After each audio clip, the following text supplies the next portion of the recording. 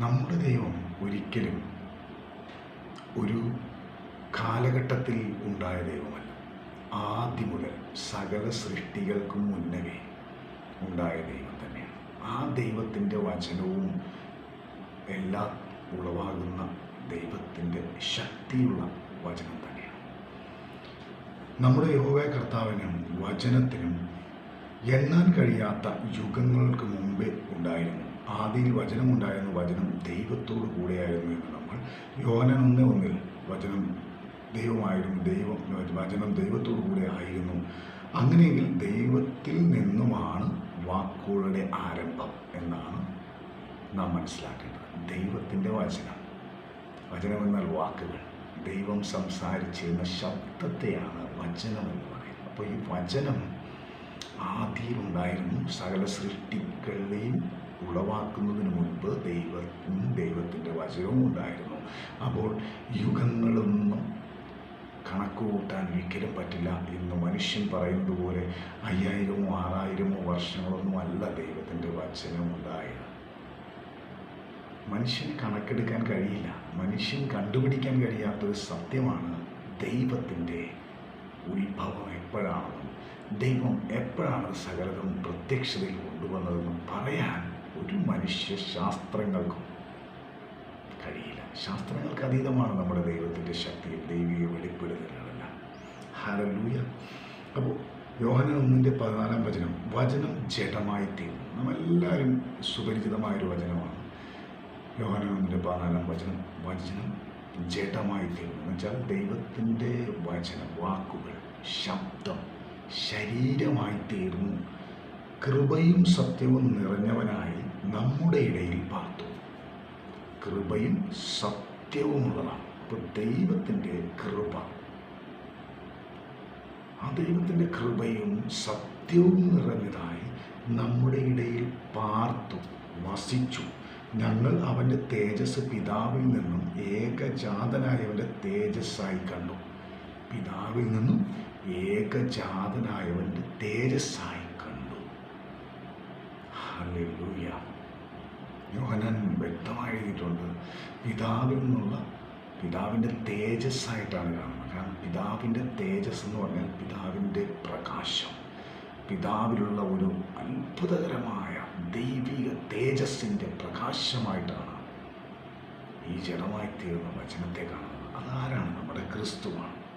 വചനത്തിൽ തേജസ്സിൻ്റെ പ്രഭ കണ്ട് വെളിച്ചം ലോകത്ത് ഇന്ന് പ്രസംഗിക്കപ്പെടുന്ന വചനം 2000 വർഷങ്ങൾക്ക് മുൻപ് ദൈവവചനം ശരീരമായി രൂപാന്തരം പ്രാപിച്ചു. മനുഷ്യന് ഭൂമിയിൽ പ്രത്യക്ഷതയിൽ മനുഷ്യർക്ക് മുമ്പിൽ പ്രത്യക്ഷനായ യേശുക്രിസ്തുവിനെയാണ് മനുഷ്യനായി വെളിപ്പെടും.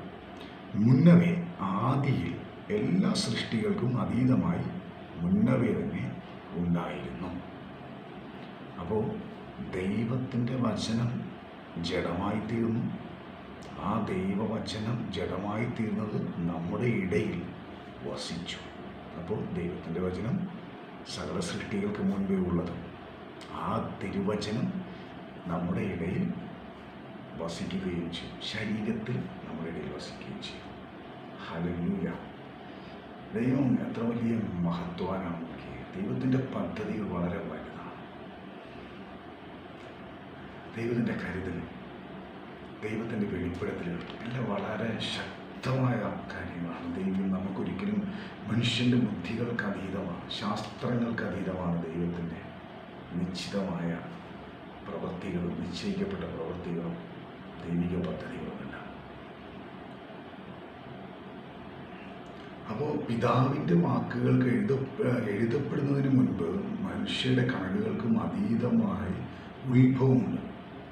നേരത്തെ തന്നെ പറഞ്ഞു, BC 1445 1405 മോശെ മുഖാന്തരം ഉൽപ്പത്തി എന്ന ദൈവവചനത്തിൻ്റെ പുസ്തകത്തിൻ്റെ ആരംഭം. മോശയുടെ ജനനത്തിന് മുൻപും അനേകായിരം വർഷങ്ങൾക്ക് മുമ്പ് തലമുറകൾ ഉണ്ടായിരുന്നു. അവരുടെ എല്ലാം പിന്നീട് വന്ന തലമുറയിൽപ്പെട്ടതാണ് മോശ. ആ മോശയിലൂടെ എഴുതപ്പെട്ടതാണ് ഉൽപ്പത്തി എന്ന പുസ്തകം.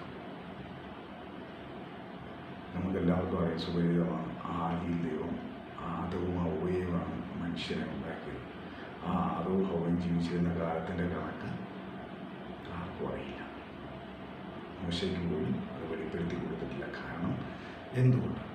അത് ദൈവത്തിൻ്റെ മാത്രം അധീനതയിലിരിക്കുന്നതും ദൈവം നിശ്ചയിക്കപ്പെട്ട ഒരു കാര്യവുമാണ്.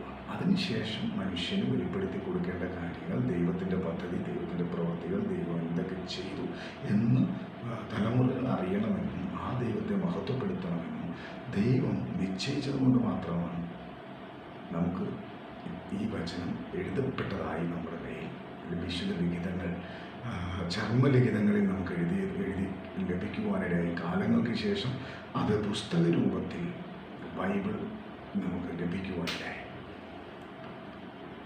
അപ്പോൾ യഹോവയുടെ ശബ്ദം മനുഷ്യ സൃഷ്ടിക്ക് മുമ്പ് പ്രപഞ്ചമെന്ന ദൃശ്യതയിലുള്ള സകലതും കേട്ടത് എല്ലാം വചനത്താൽ ഉരുവാക്കപ്പെട്ടതുമാണ്. അപ്പോൾ എല്ലാ സൃഷ്ടികൾക്കും മുമ്പ് പ്രപഞ്ചമെന്ന സൃഷ്ടിയെ ദൈവം സൃഷ്ടിച്ചിട്ട് ആ പ്രപഞ്ചമാണ് ആദ്യമായി ദൈവത്തിൻ്റെ ശബ്ദം കേൾക്കുന്നത്. ആ ശബ്ദത്തിലൂടെയാണ് സകലതും ഉളവായത്.